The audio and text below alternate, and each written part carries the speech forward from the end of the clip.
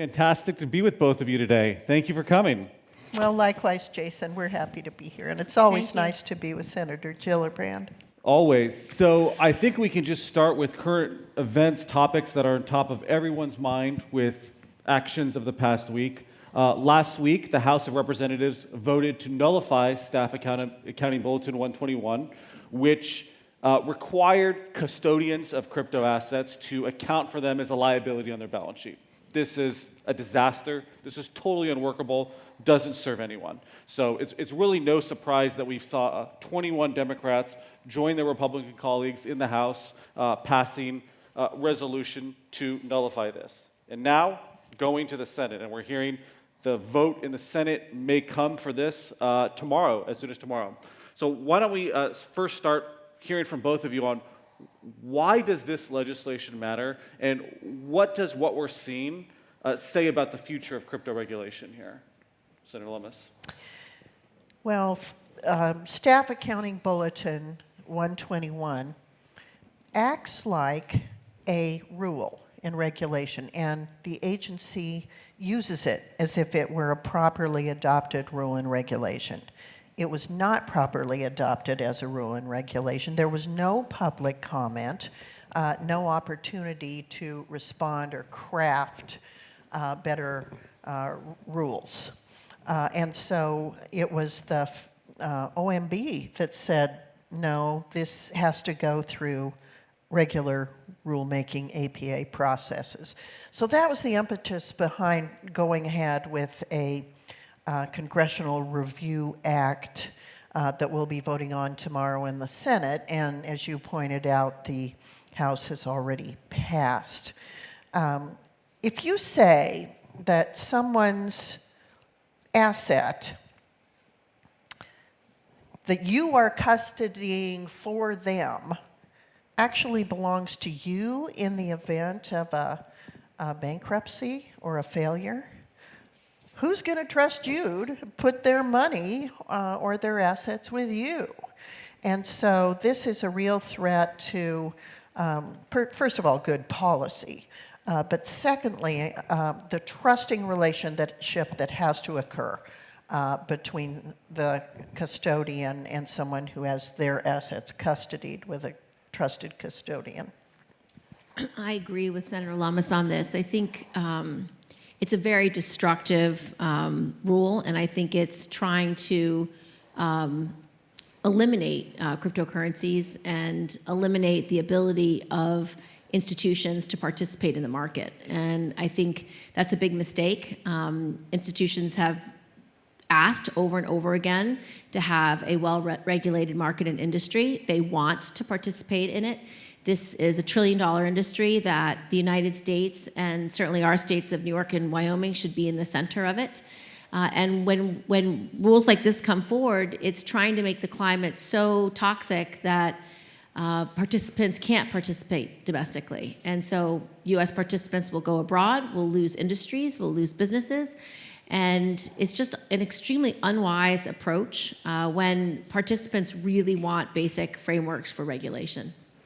Yeah, and I think with the momentum that we're seeing around SAB 121, or rather the resolution to nullify SAB 121, we're seeing a broader momentum around crypto digital asset legislation. We're also now hearing McHenry's Financial Innovation Technology Act, very similar to your own market structure bill, is going to possibly move forward in the House next week. So if we see the resolution to nullify SAB 121 in fact pass the Senate, do you think this increases the likelihood for positive crypto legislation, whether it's FIT 21 or your own proposal?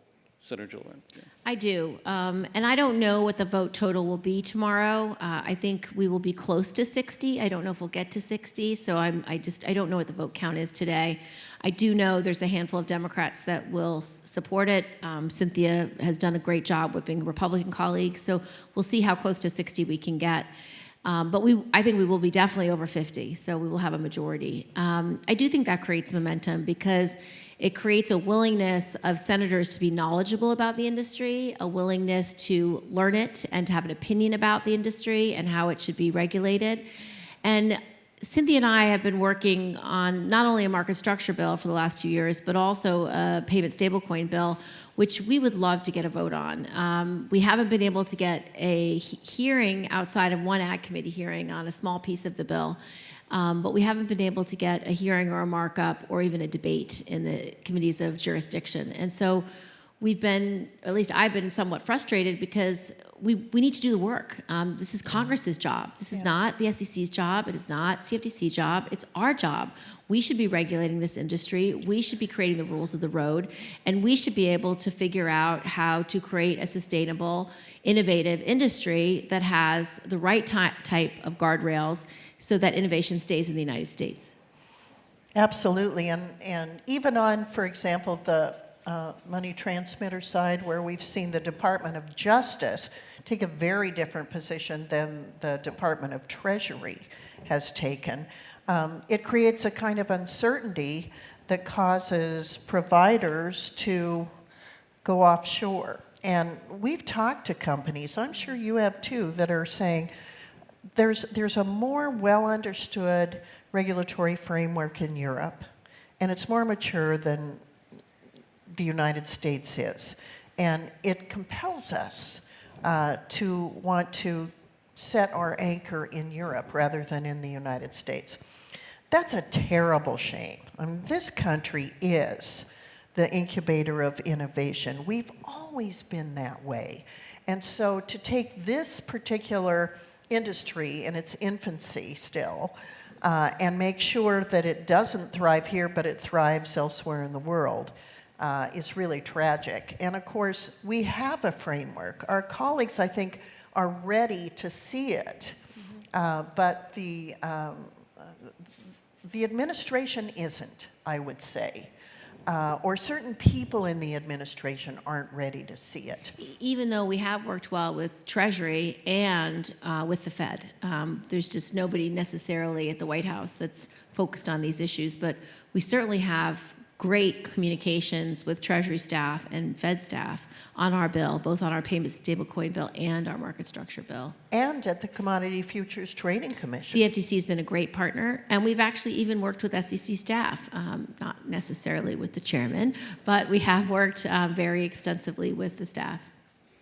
So both have been working on these issues for a while. We've been talking about the Responsible Financial Innovation Act, and then more recently this year, you narrowed your focus, as you mentioned, into the payments and stablecoins bill. So you've been working on this a while. You've seen the challenges. You've seen the opportunities. Could you both talk a little bit about what you've seen over the course of working on this legislation, and what led you to narrow your focus on stablecoins, the most recent legislation? Well, I think we both were getting signals that the stablecoin legislation would have the momentum to move forward. So we were waiting to see what Chairman McHenry and Ranking Member Maxine Waters would come up with on their side of the aisle. And we kept waiting and waiting, and when we didn't see anything, Senator Gillibrand said, why don't we just put ours out there so we can start getting reaction and feedback. And so that's what we did, thinking that that might be something that would move these bills forward. And now I think really, to my surprise certainly, it's the regulatory framework that Congressman McHenry put out about a year ago that seems to have the momentum now. So that came as a surprise to us. And it's actually fine with us because we've been ready for the market structure debate for over a year now. So we're excited about it. And we just thought payment stablecoin was discrete enough that it could move. I think we're trying to get a year-end deal with a couple of different bills that we were going to combine. And I think one of them fell off. And that was why the apple cart fell over. I think it was a negotiated agreement about dealing with 3 discrete bills together. But I don't mind the discussion and debate of the entire market structure because we can satisfy some questions that colleagues have about what are you going to do about illicit finance? What are you going to do about cybersecurity? What are you going to do about different types of provisions that we've actually addressed really robustly in our market structure bill. The only downside of doing payable stable coins first was that they kept saying, well, you didn't address all these other issues. And we're like, yeah, because it's a discrete small bill addressing one thing. But if the debate is market structure, we have all of that in our big market structure bill. And so this is a great landscape for, I think, Cynthia and I to be on to really put forward our ideas about this industry.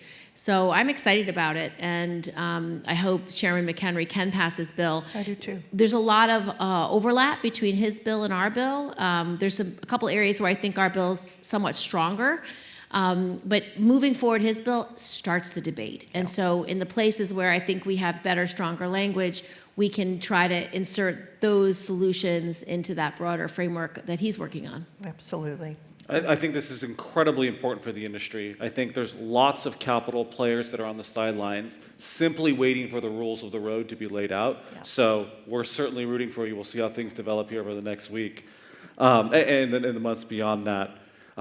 Senator Lummis, you mentioned self-custody earlier, and this has also been in the news lately with the Department of Justice going after the creators of wallet software. Yeah. And this is a huge shift from FinCEN's previous guidance that said these whether they're unhosted wallets or self-custody, however you refer to them, are not money transmitters. You know, these are just the people that make this software do not control it.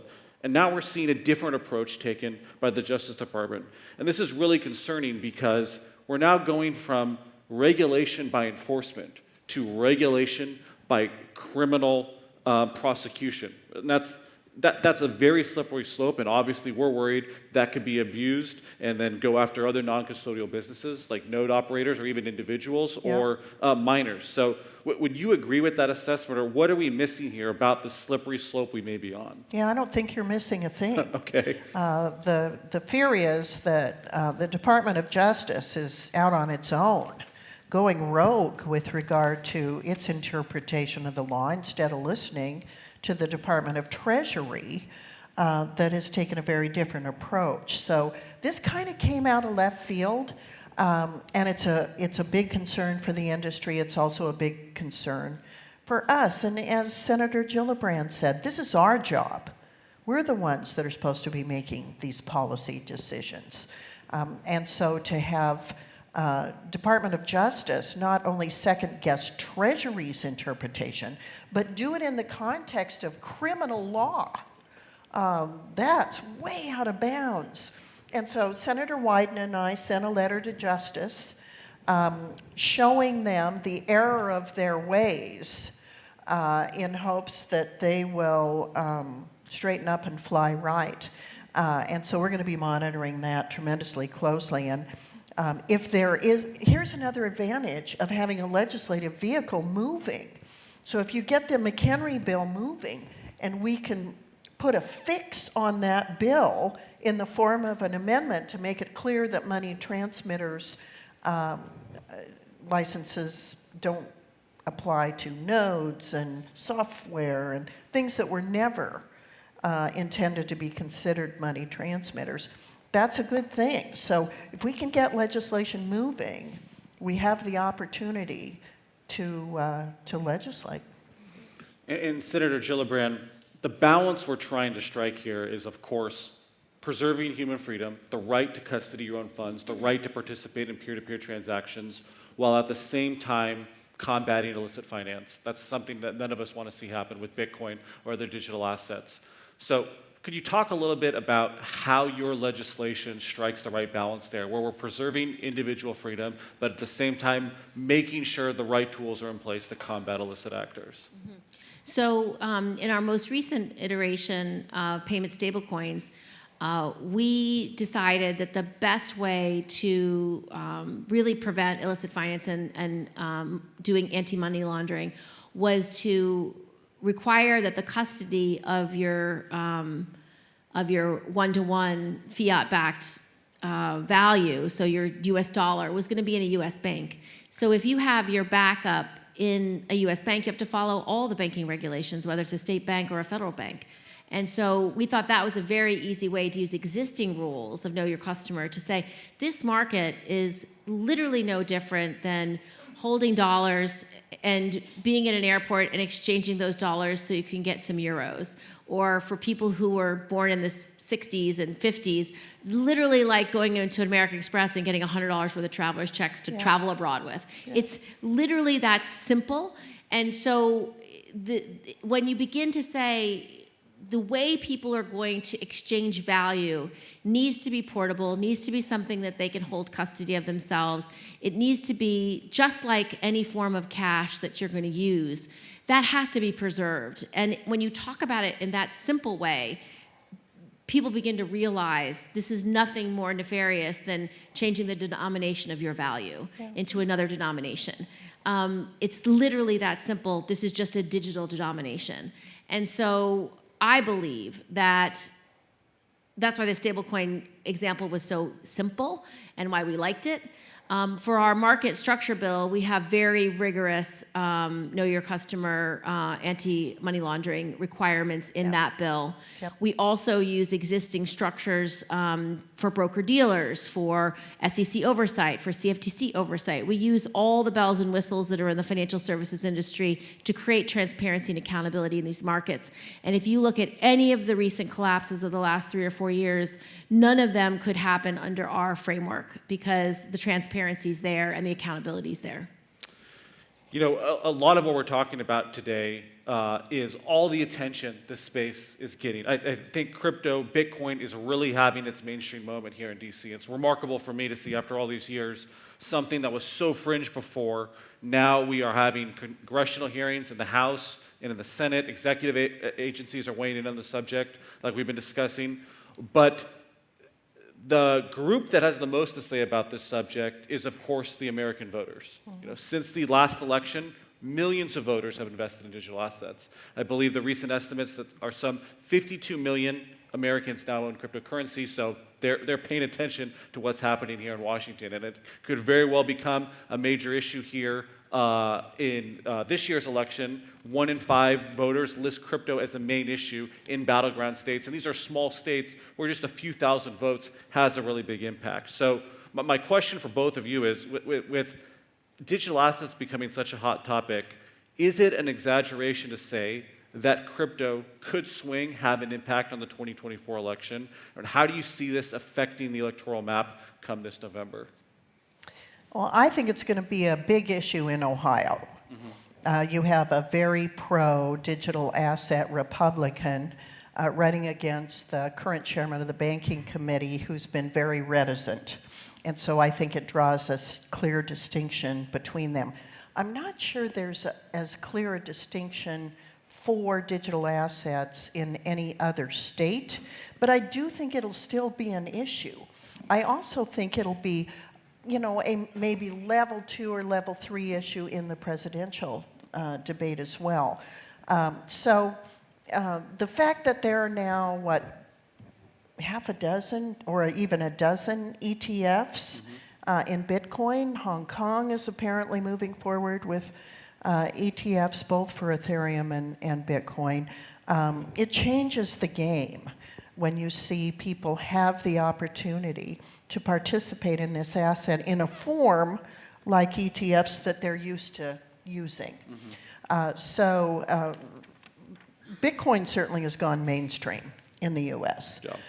And that helps us make the case for why it's time to move forward with regulation. Our colleagues can't hide behind us and say, Kirsten and Cynthia are dealing with that issue, because now everybody has to deal with that issue, and it's because the American people, as should be the case, absolutely, are saying, you know, we want to participate. We want to know there's consumer protection. We want to know that the U.S. is going to continue to innovate in this space. And we think we've provided a good, solid framework for that to happen. And I would just add, I think it's a great way to get involved in politics, because it's important for constituents to ask for meetings with their senators, with their House members, with their staff, to talk about your businesses, to talk about your vision, to talk about what innovation you're expecting. Most senators don't know very much about this industry. They really don't. And I think it's an opportunity to be known. I remember when I was at a very short run for president, about 8 months, but what I loved so much about traveling the country is there were certain advocacy groups that were very sophisticated, and they would show up to your events and talk about their issue. So I remember very strong water rights groups, very strong environmental groups. They came to everything and they said, what are you doing about this? What are you doing about that? And it forced me not only to know my positions, but to learn as much as possible about what lens I might run into constituents about that it's important for me to know. The same was true with the disability community. I remember some of the most powerful disability advocates asking for meetings, wanting me to share their stories. I learned so much more about disability because these activists were so effective at explaining what they're doing, why they're doing it, why they care. And so I would just urge the industry to get involved with legislation and with advocacy on the grassroots so that people could understand why what you're doing is so important to you and why you're creating value for consumers and how you're making access to financial services far more democratic and how you're creating a frictionless structure and frictionless architecture to allow for more access to capital and fluid transactions. I think there's so many upsides, and I think the applications for blockchain alone is limitless, whether we apply it to healthcare or to organizing or to data privacy. There's so many future applications, and so I would just encourage people to try to meet with your members of Congress. Most of them don't know very much, and as their constituents, they'll want to listen to you. They'll want to hear your story and want to hear your perspective.